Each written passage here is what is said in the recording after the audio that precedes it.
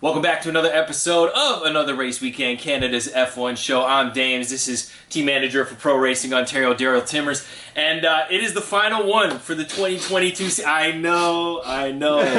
Before we get into that, listen, we've had some extreme growth on the channel on YouTube over the past couple of weeks. So to all of our new subscribers, everybody who's commenting, liking, sharing, we're doing our best to get back to you and keep the conversation going. But we are definitely appreciative of all of the support we're receiving and the feedback as well. So keep those comments coming. Keep liking, sharing, subscribing, all of that good stuff. And in the end, Max Verstappen dominates the 2022 season. I think that has to be the headline. I mean, when you look at things with the cost cap gate and some of the most recent stuff, I mean, between teammates and all of that, if you put all of that to the side, dude won 15 races this year out of 22. Yep. Can't take it from him.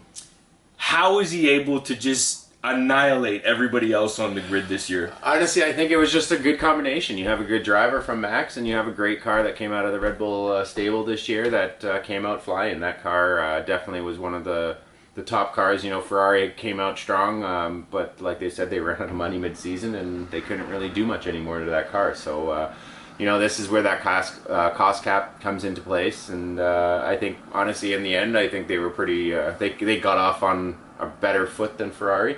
You know, with the base of a car. The Ferrari car was really fast in the straight line, and well, really fast at the beginning of the season, I should say, and then it kind of tampered off. But when a Red Bull kind of stayed consistent through the whole season, you know, they had some reliability issues at the beginning of the season. It wasn't really a performance thing. They had the speed, it just didn't really have the reliability for the first couple of races for some reason. They were quick to kind of correct all of that, and then turned around and kind of had a dominant season this year. And you know, you can't take that from Max. He's a great driver, and you know, whatever happened this year happened this year, and hopefully he starts maturing from it, and he comes back in 2023 as you know, a little bit more of a mature driver. You know, that's the thing, like, in the end, we've gone back and forth in the comments with people saying he's been complicit in the cheating and this, that, and the third. And at the end of the day, I don't really think that's the case. No. I think the drivers are handed the keys and they say, go out there and wheel and bring it home. As high up in the ranking or in the order as you can. And you can't fault Max for that. Look, we know he is an incredible talent.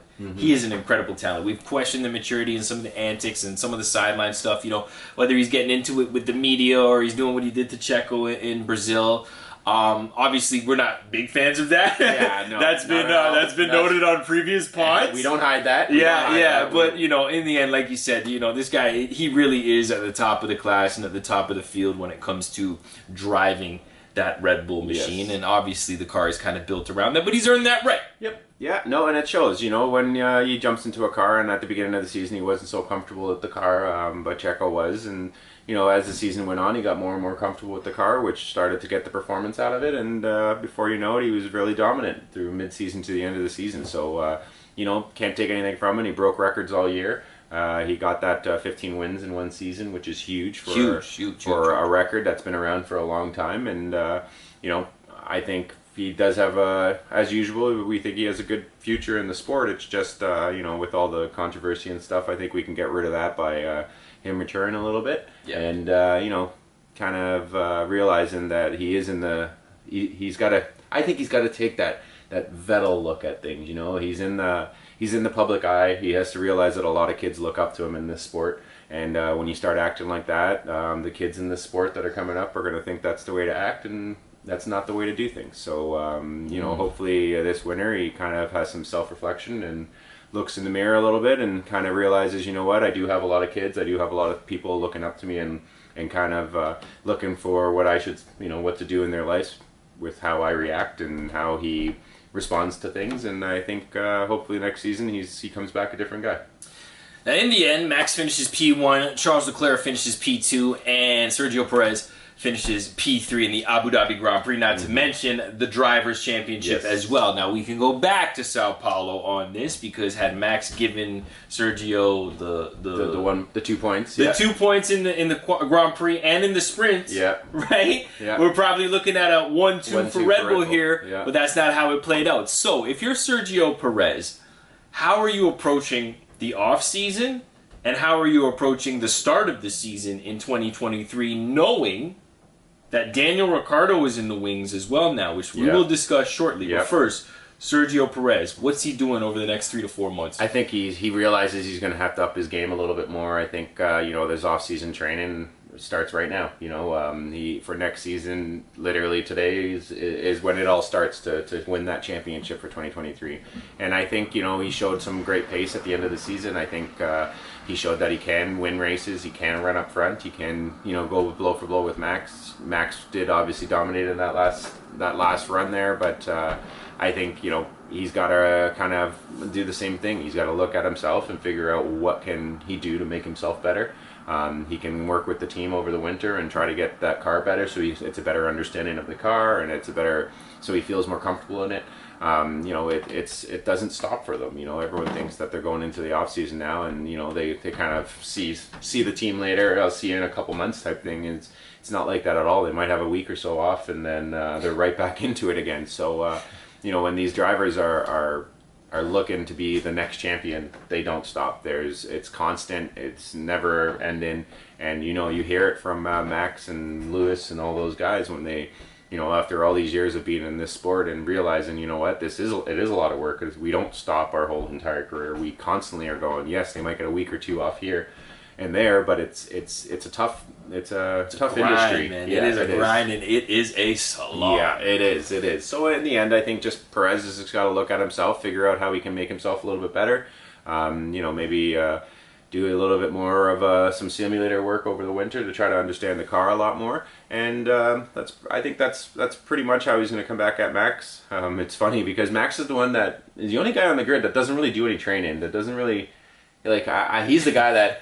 At the end of that race, he was like, "All right, I'm done. I'll see you guys in a couple weeks, a couple months."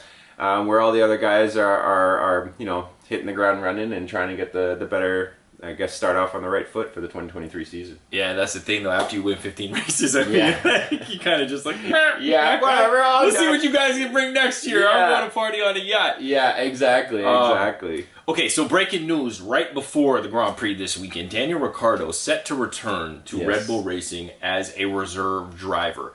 We hadn't heard much about this. There were rumors, but not really rumors. Yeah, there was Mercedes and Red Bull bouncing back and forth. But then last week in Sao Paulo with the Perez and Verstappen thing, it got me thinking, conspiracy style, right? Was this just a call after that from Horner or Marco to Ricciardo to be like, hey man, Max has a real tension with this guy right here. Yeah. And if you want to get back into a competitive car, play your position on the sides, and it might happen for you next year. Yeah. Or was it just simply like, hey, we'd love to have you back? I honestly think it was the second one a little bit, because this has been in talks for a while. We've heard it for a couple months now. Not a couple months, but a few races, I should say. So I honestly think, it's maybe that kind of sealed the deal to bring Ricciardo back. But, Ricciardo was his most successful when he was with Red Bull.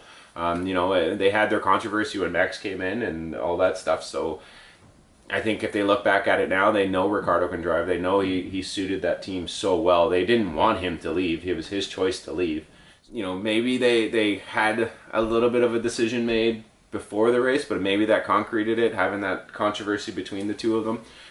But really and truly, I don't think that was the final decision.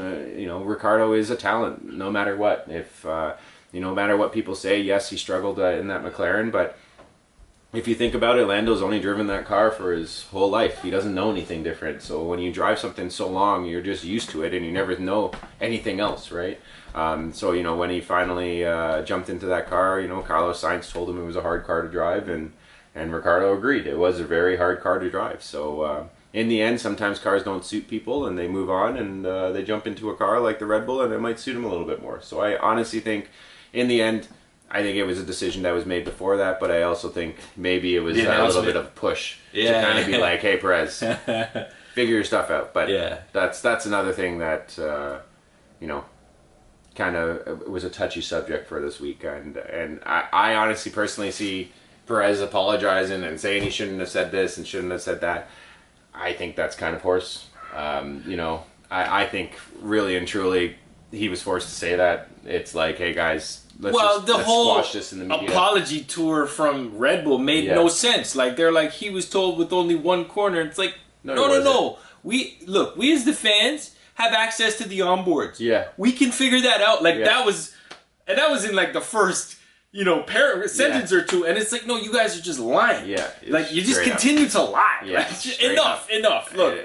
Enough of that. We did very well on that video. As a matter of fact, I'll link it in the description below. Yeah. You can take a look and then of course drop a comment and let us know what you think about that. I just thought it was rather interesting, the timing of everything in the announcement of Ricciardo. And what I was saying to you about Perez earlier in the convo is like, does that put him on the back foot? Like, how does he approach? I think you're absolutely right. I think if he's not training today, whether that be physically or whether that be, in the sim or just looking at data, like if he's not doing something today, this could be the beginning of the end for him. So I really do hope that, for his sake and for his family's sake and for everything that he had going on, because he had a decent season. I remember early in the season, we were like, hold on a second. Red Bull has to give this guy a fair shot at winning the championship because he was kind of neck and neck. He was the guy. He was ahead of Max for a while, and you can't take that from Perez. He had a really good season. Ferrari started off super strong, and he came back and went for blow with Leclerc in that car. And he did have a lot of reliability issues. He did have a lot of issues throughout the season that kind of put him on the back foot compared to Max. And there was a couple races where Max had a better, a little bit better car because he had all the upgrades and there wasn't enough upgrades for Perez. And, there's so much stuff that's happening in the background that everyone doesn't quite realize. Oh, well, Perez isn't able to keep up with Max. Well, when they come up with upgrades into the car and there's only one upgrade, whose car is it going to be on? It's going to be on Max. So, and it's one of those situations. And we've seen this, and this is part of the reason that this turmoil happened with Max and Ricciardo. It was the same thing. They took a wing off Ricciardo's car to put it onto Max's car because Max damaged his wing. It's there's stuff that's happened in the past. Yeah. That Red Bull just kind of favor. They always have their number one driver, and they're one of the teams that distinguishes number one. I was just about to say number two driver for better or for worse. Yeah, and most other teams start off the season, and it's like, okay, well, after the 3 races, who's leading? Okay, well, you're the number one right now until the other person comes back at you. Right. Where Red Bull, Perez was ahead of Max for the longest time, and they still pushed Max. Yeah. So they have to realize, like, it's Max's team. No matter what, it's Max's team. He'll always have a better car. He'll always have the best new upgrades and stuff like that, which is not the best way of running a team. But hey, if that's the way Horner wants to do it, then that's the way Horner does it. That's just the thing, right? Yeah. With what happened in Brazil on the radio. It's not, look, between the two drivers, that's their thing. Yeah. And if that's how they want to settle scores, that's how they want to settle scores. But on the radio, my biggest issue with how Max handled that was on the radio. Yeah. You got hundreds of employees that build your car. Yeah. You had the fastest car on the grid, and you can drive, there's no doubt about that. But when you have equipment that is far superior to everybody else, you have to walk with a certain level of grace. Yes. Yeah? So for him to come on the radio and be like, let's be clear about that. I never want to have this conversation again. Are we clear? Yeah, it sounded very much like he was the CEO, or you know what I mean? And it's like, no, you're the driver. Yeah. You're the driver for this car, and you're very good. But there are a handful of other very good guys on the grid that put in that car would win 15 races. Yep. I almost guarantee it. You know what I mean? Yeah, we can list them for sure. In the end, this was like 15, 20 minutes on Red Bull right now. I know, right? It's all good, though, because it's the last round. It's the last Grand Prix for 2022. And they won it, right? Down the grid, Ferrari finishes P2 in the Constructors' Championship. Leclerc finishes P2 in the Drivers' Championship. After a couple years of just being down and out for cheating, also, let's be honest, they come back to P2. Should they be happy? Should Leclerc be happy? Should Ferrari be happy with this? Or are they going into the offseason this morning disappointed because they let a good chance at a championship go away? I think they're always going to have that little stab to the heart about how losing this championship because of all the mistakes they made throughout the year. But I think they have to wake up happy. They have to realize, they could have finished third in the championship. They could have lost a lot more than what they did. And they still kept battling. They didn't give up. They kept going for it, and they ended up second in the championship. If you went in on Friday saying that Leclerc is going to come second in the championship, I wouldn't have put money on it. They're such a team right now that they're so unpredictable with their strategies and the car and everything under the sun that there's no confidence over there, you know, and for them to finish second in the championship is I think a great accomplishment for what the season that, you know, yes, they started out so strong, but they ended up so weak.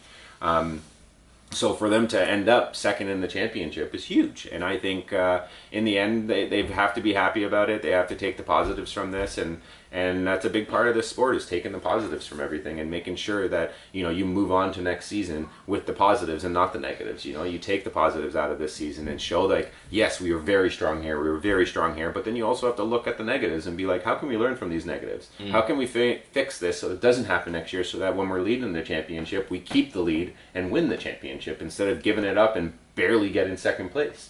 And I think Ferrari is honestly, in the end, they did a pretty decent job this year. Obviously, there was a lot of horrible calls from the upstairs, but in the end, you know, for a car that was pretty competitive, they've got to be happy with the second place, especially for the payouts and stuff like that. They have to realize, you know, this will be good for them for next season. You know, Red Bull is got that penalty for their car development and stuff like that for next season, so hopefully that might level out a little bit more, and you know, for Red Bull, you know, to lose that much development of their car for next season, it's obviously going to have an effect on them throughout the year. So hopefully as the season progresses and it gets towards the end of the season, Ferrari, instead of Ferrari dropping off and not being able to keep up with the Red Bull, you know, maybe they'll be able to break even or jump ahead of them. We got to give kudos to Ferrari in the final race. They got the strategy right. Yeah, they did. Oh my goodness, they got the strategy right for once. You know what I mean? Wow. Now, leading into this weekend, as a matter of fact, there was credible Italian media sources saying Binotto was out. Out, yeah. Ferrari quickly jumped in, said that's not the case. At this point. Right? Because that's the thing about Formula One. Usually when something comes out, it's true. It's true, yeah. No. There is smoke. When there's smoke, there's fire. We called this way back in the summertime. I think right before the summer break. We're like, this guy has to go. Yeah. Do you see Binotto coming back next year as team principal? No. If they do, they're going to have another year like this. I just think a big part of this whole issue is the confidence in your team principal, right? The whole team principal is the one that gives the confidence to your team. If your drivers and your engineers and stuff like that don't have the confidence in the team, it's because they don't have a confidence in their team principal. The team principal is the one that puts the people in the right places. If they're not putting the people in the right place, the team's not going to be successful. There's going to be errors like there was this year, and it's not like it's his first year of doing this. He's had several years here doing this. He's taken over a Ferrari team that was kind of in shambles as well before. Kind of went into, you know, the Vettel and the Vettel Hamilton battle when they should have won the championship several times, right? And then they changed it up again, and I think at this point, Binotto, you know, maybe isn't the answer. They have to look at it internally and figure out why this all happened. Who was the decision? Like, why were these decisions being made? And who was the one making the decisions? And who put that person into that position to make those decisions? Right. You know, like it might not even be somebody trackside. No, who needs exactly. to go. Exactly. You know, like, so, you know, it might be Binotto might be overpowered by other people. You never know, right? There's a board of directors out there that you don't know if one of those board of directors has a higher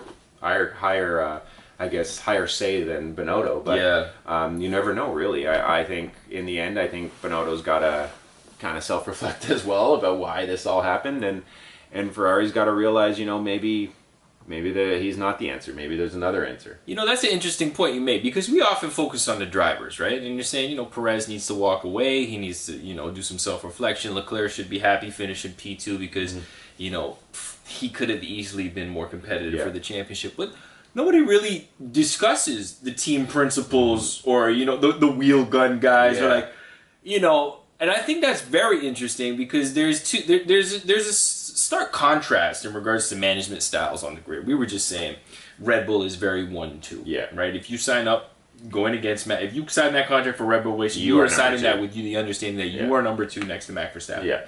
Whereas if you look down the paddock, Mercedes is very much you're free to go racing. Don't do anything stupid. We don't want a Hamilton-Rosberg scenario, right? Yeah. But you live and you learn from something like that. And even with Binotto, you know, or I should say Ferrari, because I don't think it was his tenure at the time. But the Sebastian Vettel and Charles Leclerc dynamic was very toxic, right? And it didn't seem, and once again, in Brazil. It comes Brazil. to a head. Yeah. Brazil is a great place. Yeah, I love it. I saw that meme where it's like Formula One calendar for 2023, and it's just Brazil. like Brazil. Like, we would be happy with that, you know, like club racing style. Right? Yeah. But yeah, no, it just seems like a very toxic place, and or that relationship. And I think at the end, it's just because, like you said, there is no leadership that says this is the way it is. You don't like it, lump it. Yeah. Go race somewhere else. Yeah. Right? Yeah. No, I agree. And you know, it is a very, very, very big team sport. Not everyone realizes what's going on in the background. Like, there is a team of engineers that are at the factory watching every second of that car on the track, diagnosing what's going on, and it's why all of a sudden you'll get a call over the radio being like, shut the car off.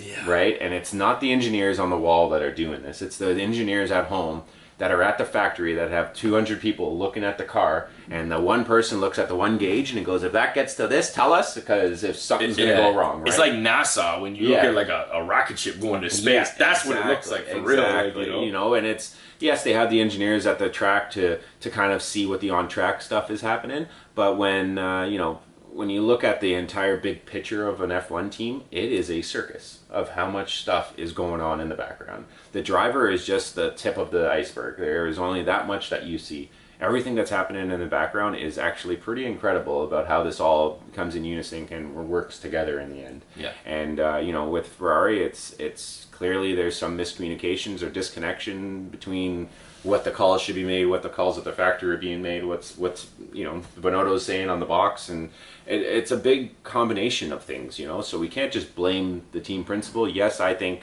the team principal is the big part where they give the confidence to the team. They're the ones that are there to keep everyone calm or to show the emotion or stuff like that. As you can see with Toto, he's a very emotional guy when it comes to the races.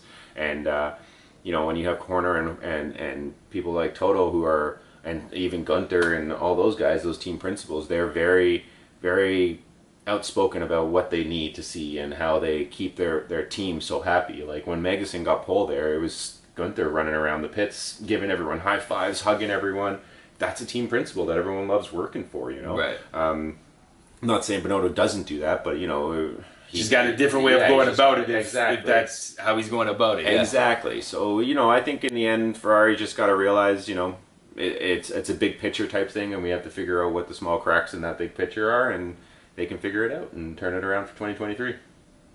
Okay, let's talk Mercedes now. We have George Russell, Lewis Hamilton. George Russell finishes top 5 every single race of this season except for 3. Yes, blown up, the crash in Silverstone, and Abu Dhabi. And Abu Dhabi, yeah. Yeah, so that's a stellar season. Yes, it is. That is a fantastic season, including 2 race wins because we're including the sprint. That's how we roll here. Yeah. All right. And then on the other side, you have Lewis Hamilton, who for the first time in 15 years doesn't get a win. Yep. But has more podiums, still puts it, you know, second place more often than not in a car that was inferior. Yeah. How do you break down the Mercedes season on a whole? Let's start with the drivers, and then let's move over to the car. So what do they have to look forward to in 2023? The best way I can explain it, if I was going to say one thing, I'd say mountains. They moved them, or they still climbing them? Climb, moved, broke through They them. did it all. They did it all. They did it all, man. Yeah. It was wild, to be honest. It's to take the drivers, you know, for them to not give up on that car at the beginning of the season and say, you know, we have a lot of work to do. Put their feet down, put their head down, and turn that car around. You know, it's very easy for, you know, a team to just say, screw it, this car's crap, let's just give up on this thing now. And which we've seen. Yeah, we've seen it several times. I think we've even seen it this year. Williams, With you know, all these cars that were just like, no, this car is horrible, let's just drive it and put some, you know, put our paces in. And I think for Mercedes to turn around and make that a winning car from what it started, you know, for the team, for the drivers to have confidence in their team, to be like, okay guys, we're going to work on this. Like, yes, we are on a back foot. At the first test, Hamilton and Russell were like, what the hell is this that you gave us? And it's very easy for them to write off the season. They can start off the season and say, nope, this is it, I'm not even going to try anymore. Right. But then they turn around, they work with their engineers, they work with the team, they know they have confidence in their team to turn that team around. And that was a big part of it, and that's what the maturity level of those two drivers are, where, they're not, if the car is bad, yes, the car is bad. They all understand the car is bad, but they're not on the radio saying every race, guys, this car's horrible, this car's horrible. It was good, guys, great baby steps, awesome, great baby steps. We're in a step in the right direction, and you always heard the confidence coming from the drivers that the car was getting better and better and better and better. And for the driver's aspect, that is huge for the team. That gives confidence to the team to keep going. Yeah. If the team doesn't... Well, the results were there too. Yeah.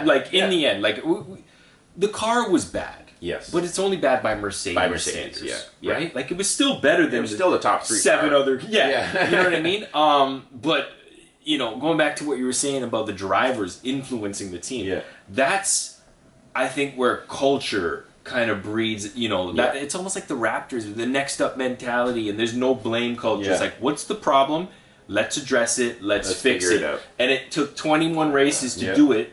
George ultimately gets the win over Lewis, but in the end, it didn't feel like there was animosity from Lewis Hamilton Lewis towards was so George. happy that George won that race. He got out of the car, ran up to him, high-fived, he got over the radio and was like, guys, this is huge for us. Yeah. Was so confident to his team. And in the end, I think it was because he had pace. Look, Lewis had the opportunity, I think 2 if not 3 times this year to win the race. Netherlands sticks out, safety car.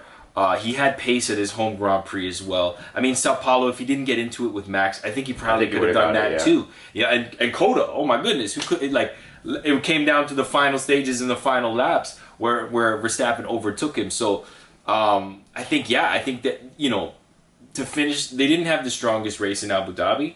I think it's because Lewis kind of damaged his... he had to have taken a hit to that. Well, he had a DNF, and it was the first DNF of the season too, right? So you're looking at Mercedes, the design has come around, but the reliability is there. And now we're going into the off-season. They finished the season on a high, right? Yep. Not in the last Grand Prix, but the last 4 to 5 races. They finished the season on a high. They finished 3rd in the chip, so they're getting more time. Less money, but more development time. Yeah. And Mercedes ain't really hurting for the money. No. So I think that I'm toting them for next as season. the heavyweight early next season. Yeah. And I'm going to agree with you. Like you said, with the team-wise, when they have such confident drivers behind them, that team wants to be confident too. And, I think going into the second half of the season, they were a team that hacked away at everything and finally got to the top of that mountain. They broke through that mountain, I should say. Did. And when you start off a season so rough like they did, like I keep saying, it's so easy to give up. It's so easy to just turn around and be like, guys, 2023 is our year then. This is just whatever. But no, they wanted wins. They wanted to fight for that 3rd in the championship, maybe even 2nd in the championship if they were able to, get rid of some of those DNFs at the beginning of the year or those hard races. But I think the team turned around. They had, like I said, they had the drivers pushing them and giving them the confidence to not give up, to show you guys are working hard. This team is working hard and it's showing. So don't stop. Don't give up. Keep going. And the team is going to go into 2023 now with probably the most confidence out of everyone because they've developed a car from absolute crap to something that can win in a season. Not even throughout an off season where they can throw a million different things at it to figure out what they want to do. Yeah, and in the end, I think they really, they've said it. The porpoising kind of appeared Saturday qualifying and Friday practice, but it didn't look that bad in the race. But I think the understanding of the Hyde Pod or the Zero Pod or whatever you want to call it, that design philosophy and why it didn't work the way they've dialed that in. We've known all along the car's draggy, right? So now they got a chance to redesign that. They're getting more wind tunnel time now, which is basically to address the draggy, right? And if the power unit is there, I don't think it's as good as Red Bull or Honda or Ferrari, but at the same time, a lot of the cars who have Mercedes power unit in a straight line, like Williams, for instance, when they were in Spa, it was a rocket ship. You know what I mean? So they have a lot of work to do, but it doesn't seem like heavy lifting as much as it seems like just kind of like reorganizing and rejigging. You know what I mean? I agree, and when you go into an off season knowing that one, like you said, the Williams was fast on the straight line, so it's got to be a drag issue. It's not really a power unit issue, right? It's got to be a drag issue if that's the issue. If all the Mercedes cars were slow on the straightaway, then we can say, okay, you know what?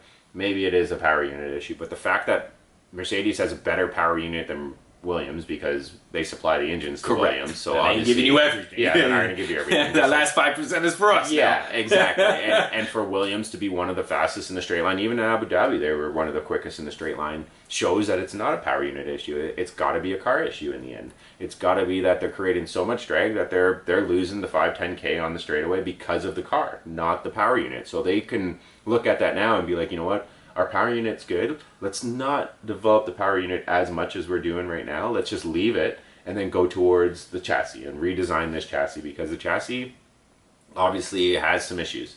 And you know, with they're obviously getting a lot quicker down the straightaway because they weren't, you know, they're starting to pass on the straightaway again. They're, you know, they need DRS. It's not like the Red Bulls where, you know, when there is no DRS. The Red Bull is crazy fast. It's gone. Unbelievable. Yeah. So I think you know, in the end, I think they're in good shape going into the 2023 season. I think they're probably, because they've been grinding so long for the entire season, I think they are probably the most prepared to go into this off season for development, for all of that. You know, right. I think Red Bull, not taking anything from them, but I think Red Bull probably got a little bit more comfortable leading up front, knowing that their car cruise control. Yeah, they don't need anything else, right? Yeah, that's so a good point. I think in the end, because they got to get back into, okay, let's go start designing again for a 2023 car. Not that they haven't started already. I'm just saying to push more into that car. I think, you know, Mercedes has already been full-fledged, not stopping development, understanding what their car is, all that stuff. So I think that's just going to give them a little bit more edge going into the preseason test. They've been perpetually in grind mode. Yeah, exactly. They haven't stopped, right? Yeah. So and you know, that's part of it. You know, that's part of this sport. It's what brings us back. It's all the unknowns going into every single weekend. You know, in most other sports, you look at it as their stats because, you know, this team will beat this team. 90% of the time, this team will beat this team. When you go into an F1 race, there's so many other variables, from weather to reliability to the driver to first corner incident, everything. There's so many other variables that go into the sport. Well, even still, like, look at Lewis and Carlos. Yeah. Right? And we haven't even really much talked about the race. Yeah. Because while it was an eventful race, there was a lot of overtakes happening, and all. There was really nothing going on in the race. You know what I mean? There's like a lot of anticlimactic stuff. I gotta take issue with Lewis. We've said it before. I don't understand why. First of all, this particular instance, what Carlos was doing to him, he should have been doing to Leclerc. Yes, because he had the run on him. Yeah. Right. Yeah. And if you slide out a little bit and let Leclerc see you in the mirror, you're doing two things. You're blocking signs. Yeah. And you're maybe making a move on Leclerc, but not. But he said he just leaves the door open, and Sainz goes, "Thank you." Yeah. And Sainz goes for it. Yeah. And dude, we've seen it so many times. Like, we've seen it so many times with Lewis. I was just like, it's almost like he's sleeping. And you know, I like Lewis Hamilton. I think he's the greatest driver of all time. Okay, but I almost feel like he's riding this wave of these drivers respect me. I'm Lewis. Yeah. But these younger cats, they don't care. They do not care. No. They don't care. No, they don't. They don't. And I agree with you. I think there's a couple of times I think, you know, this year where Lewis has left the door open, where if he just kind of defended a little bit or made a lunge on the car in front of him, it would have been a different situation. Yeah, like, it's not even like, we're not even asking for a full-out defense. No, just do something. A foot. Yeah. You know what I mean? Yeah. Just slide over 12 inches. Yeah. You know, make it look like you're trying to defend it. I agree. I think, you know, I think he's got to kind of shake his head a bit and realize that, you know, it's a different era of racing. These kids will make some contact with you. These kids will drive it in hard, you know, and I think he was so used to, you know, the old school way of like, okay, the cars are so fragile, let's not smash into each other, but give each other room and race each other hard. Where now it's like, I gotta get ahead of you. Whatever it takes to get ahead of you, I'm gonna do to get ahead of you. And like what we saw from him in Sao Paulo with Max. Yeah, we need more of that. We do, because you know why? The whole leave me room thing.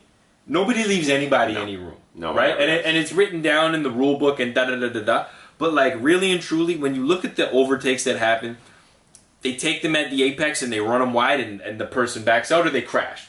There's no room. There's never any room being left for anybody. Yeah, but that's where the FIA's got to come into the play you know, a past like Science, yeah, he beat him to the apex, but that's what they're using to their advantage. But that's the Verstappen thing from Yeah. 2021. Beat him to the apex. Right? You gotta give it up. There was so many occasions, including Abu Dhabi last Yeah. year, in the same corner. Yeah. Right? Where Max is just on some, I'll outbreak you to the edge of the track. Yeah. And as long as I'm inside, it's my overtake. Yeah. And that was literally the playbook for 2021, which set the precedent. And I remember everybody in the bullpen, all the drivers going, well, if that's the way it is, then that's the way it is.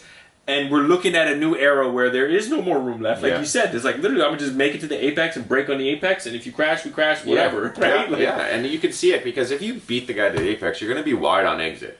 So no matter what, Science was never going to not Run him to the edge of the track. To the edge of the track. So that's where this whole rule of beating them to the apex kind of becomes a gray area because, yeah, I can beat anyone to the apex. Doesn't mean I'm going to make the corner. Right. That's where I kind of disagree with that rule. I do agree with it okay, if they beat him to the apex, but there's got to be an asterisk but after the apex, if you do this, like if you drive straight to the white line on the outside, then there's an issue, right? What that needs to be, if you beat somebody to the apex, you got to leave them a car's width on the outside to fight it. Yeah. Right? And if you don't, and there's contact, somebody has to be issued a penalty, right? Exactly. If the other driver goes, you know what, I'll live to fight another day and backs out of it, the overtake is done. But and the thing about it, going back to the combo, what you said about Max, is we have all of these young drivers now, including drivers under your 10 and guys that they race against, looking at this as the precedent. This is what's happening. This is how racing is. So now we got people going out on track and wanting to emulate what they see in Formula One cars, and you know, if we want to make sure that racing is clean and you know the overtakes are surgical, it starts at a very, very young and grassroots level. You learn a lot when you're in a go-kart, right? So anyways, that's just one thing I wanted to address quickly with Lewis in regards to the way he approaches it. I think he needs to smarten up a little bit and get a little bit more aggressive. The gentleman driver thing, I think that can go by the wayside for 2023, especially if they give you a car that in race one you're able to win with. Like he had a podium in Bahrain, but he knew he didn't really belong there. Okay. Sebastian Vettel has decided to hang up his overalls after a fantastic career. This guy, he's the third winningest driver of all time. He is liked up and down the paddock from everybody. He served as a great mentor to all the drivers who are there, not to mention a great mentor off the track. We've seen all the stuff he's done for human rights and LGBTQ, and everywhere he goes, he's kind of like the poster boy now for environmental. I remember he was like boycotting the Miami race, and and it's never abrasive. It's just more of a conscious kind of thought, and we've seen this guy evolve from somebody who looked like Max, right up to somebody who can leave the sport with their head held high. When you say the word Sebastian Vettel, what comes to mind first? World class driver. I think I think he's almost a complete package. Yes, when he was younger, he was just like a young driver. He was aggressive. He wasn't really great when talking to the media. He didn't really care. But then you saw like something change in him. He started enjoying F1. He started to realize, this isn't the be all and end all. This isn't everything that we need to do with our lives. There's a bigger picture. And once he started to show the bigger picture, you saw a big change in him. You saw him cleaning up garbage with the fans. You saw him, like you said, there's so much political views that he would support and put on his helmet and make somewhat in Canada, in Montreal, he did the pipeline on his helmet. And right. And the thing about it is, like, how are you even aware of that's these? what I mean. And I feel like every time he went to a location, it was like, okay, what does this country need? And what can I do to kind of bring awareness to what this country needs? And no matter what, he how controversial or dangerous some of the things he was doing, he did it. He did not care. He saw that he had a platform that can make his word be like his word is being spoken to everyone, and I think that's what we're gonna miss about him. He was always there for the world. He wasn't there for the sport. He wasn't there for his own self gain. He was there to make the world a better place and bring awareness on how we can all make this world a better place, because right now this world is messed up. Like, really and truly, like, we're not going to get into a political thing here, but no, the world's messed up. We're living in some trying times right now. That's for sure. And for him to look at all the drivers, especially in the last race, and be like, remember, we have a huge platform. We have to realize and not take advantage of, people listening to us. People, when we say something, we have a following that will listen to us, or at least just listen to the conversation. They don't have to believe everything he's saying. They don't have to, go die hard, left side, right, like left wing, wing person. He's there to just bring awareness. And the fact that he's starting to tell all the drivers now, like, listen, we have one of the biggest platforms in the world. Like, our sport is one of the most... It's global sport. Yeah, it's a global sport. They literally go to every continent. Like, it's global. And they keep adding races. Yeah, exactly. And they have to realize, like, you can't take it for granted that all these kids are looking up to them, and the future of the world is looking up to them. And if, they're not going to... It's not like they're going to bring world peace or anything like that.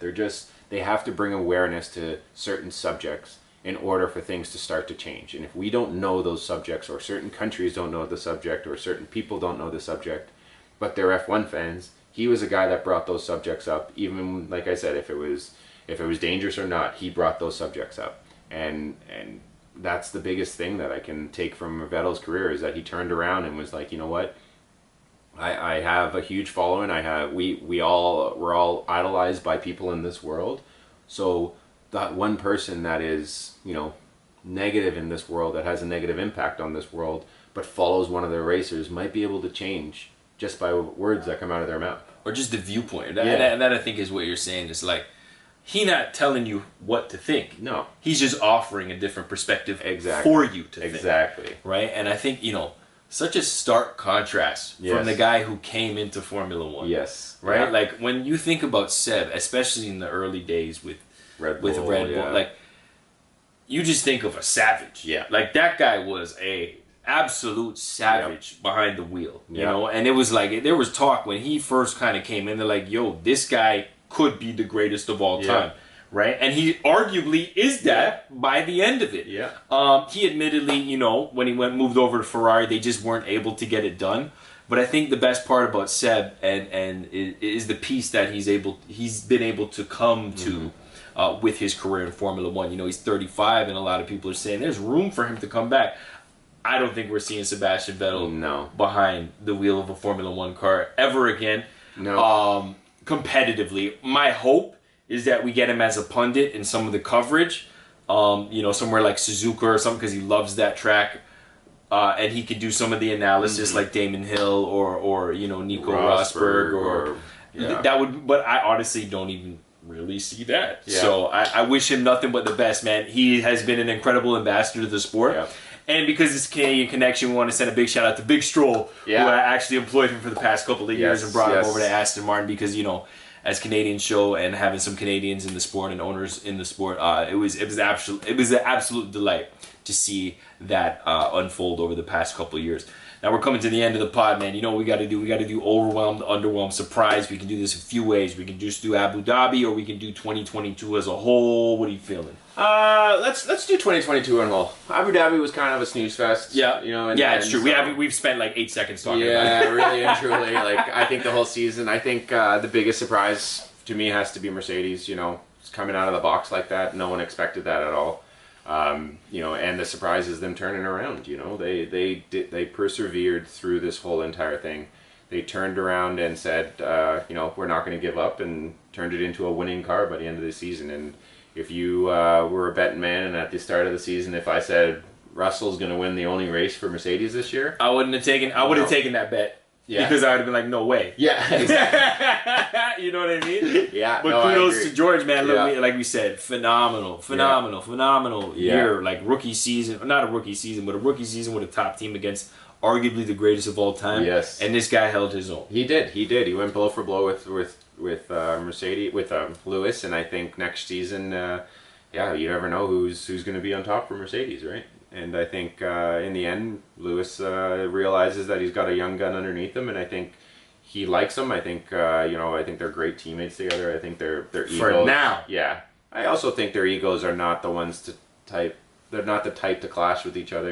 I think George is a really For now. really laid back guy. But They we'll see. really have much on the line Yeah, this year. I agree, For now. I agree, For I now. agree. Although I do think George is a great ambassador for the sport. And honestly, I feel like he's the next one. Like, Max, they wanted it so desperately to be Max, to be like the next marketing guy for F1. But, it's definitely not going to happen because the amount of Verstappen people that took issue with what he did in Sao Paulo was actually surprising to me because Verstappen people don't take issue with anything Verstappen. But that was just that was something I noticed, and I think George is the clean-cut British guy that they are going to push to the top, and he's very marketable. Very marketable. He looks good. He looks good. Underwhelmed. Underwhelmed.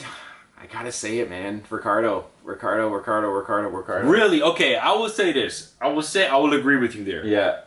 My underwhelm for this season was AlphaTauri. Oh yeah, that's a good one. I was just wondering what the hell happened, Yeah. But let's go with Ricardo. Yeah. Now you say that, that's two. Okay. I've been thinking about this for a while because We'll I'm talk like, both of them. I like Ricardo. I thought, he had a bad season last year, but yeah. Surprised also, I'll say Leclerc too. yes, Because while not his fault completely, I'm surprised he hasn't taken more of a demanding role with the team. Yeah. Right? Like, we've seen him make some errors and park it in the wall and do that kind of thing, but we've seen more often than not the strategy kind of screw his win. Yeah. As opposed to him making an error. Yeah. So I will also say that I think that's where he needs to develop in the offseason, is become more of an alpha dog within that team. Yeah, when you're the supposedly number one team, if we were to look from the outside and think about it, you've got to speak up a little bit more. There's times where you saw when Hamilton was winning championships, he's like, nope, that's not the way to go, guys. Let's do this, and it works. And with Max this year, it's like, guys, let's do this, let's think about this. Even on the other side of the garage, though, like Carlos Sainz has been like, that's not going to work. Right. So, and I think I agree with you. I think Leclerc's got to, if he wants to be that number one, if you want to say, he's got to step up his conversations with the team. He's got to kind of turn around and say, hey guys, like, no, I don't agree with this, or yes, I agree with this, because there's times when he did not agree with stuff, and he's like, and he just took it. He's like, they're like, do this, and he's like, what? Okay. And then does it, and then he complains about it after and says that he didn't agree with it, but, be more outspoken about it. Talk to the team and say, hey guys, this doesn't sound right to me. Let's do this. Yeah, there's a way to go about it classy too, like, and I think he won't have a problem with that. Like, there's a way to go about it where you're not sunning, your engineer or all the other guys who work in the factory and that. And I think it's just maturity too. I mean, his couple of years in a top tier team, they've had a couple struggle seasons. This was the first real season where they had some actual pace again. Yep. First season he was there, they had pace, but they were cheating once again. So they had pace again, and I think moving forward, they know they have a solid car, a couple tweaks here and there, and he's right in the fight. Literally right in the fight. Top three should be interesting in 2023. That's going to wrap it. That's going to wrap it for the 2022 season. New regulations. I think overall, it was successful. I think we'd hope for a little bit tighter racing at the front of the grid. Yeah. It did bring the back half closer. But it brought the back half closer. I mean, when you look at it, Seb and Ricciardo were fighting in Abu Dhabi for the position point, but it was going to put one team above the other team for $12 million. Yeah. And if that was the point of the regulation, to kind of bring the racing closer together, I think they definitely did a great job in the mid-pack.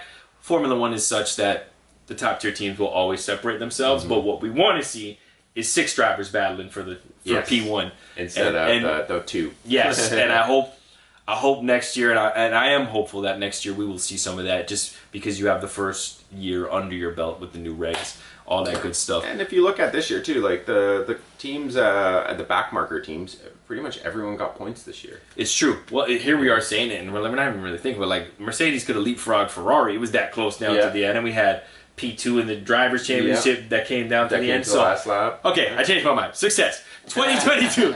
Success. We're definitely looking forward to Drive to Survive. That's going to provide some fireworks, I'm sure. Oh yeah, that's going to drop sometime. Yeah, sometime in the new year. Yeah, and then we're going to take some time off. I mean, this is the thing, and the channel is growing. And once again, we're so thankful if you made it this far on the podcast. Good on you, because it's been a long one.